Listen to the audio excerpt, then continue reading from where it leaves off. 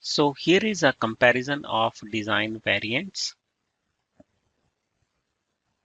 So what we are seeing here is that if traditional FEA approaches are used, then a designer needs to manually make geometry changes, manually export the CAD to simulation, then an analyst has to manually import the CAD and manually edit the geometry if needed, manually recreate the meshes, constraints, loads and boundary conditions, and so on. Each variant can take up to 1 week for this work. However, on the 3DEXPERIENCE platform, using CAD parameters, no such manual rework is required, and each variant can be generated in about 5 minutes for exploration of design space. In the previous project, we saw that variant 1 had 6 ribs and 1.5 millimeter thickness. In variant 2, we increased the number of ribs to 10, and in variant 3, we increased the thickness to 2.5 millimeter. The first variant for CAD generation, it did take 1 week, but the subsequent variants took only 25 seconds for CAD generation. The mesh time in each variant was about 1 minute.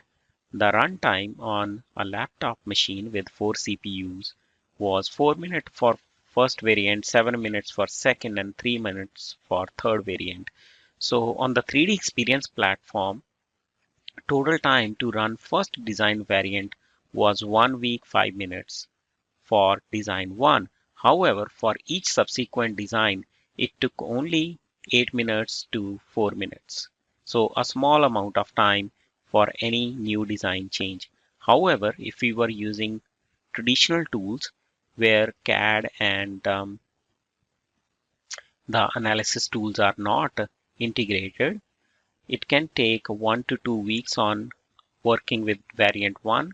It can take 1 week and so on for each new design variation. So this shows huge savings in manpower time. Sometimes our customers face the challenge that there are too few resources and time to finish the product. Test labs are often overloaded and testing is on critical path, which can push out the release date of a product.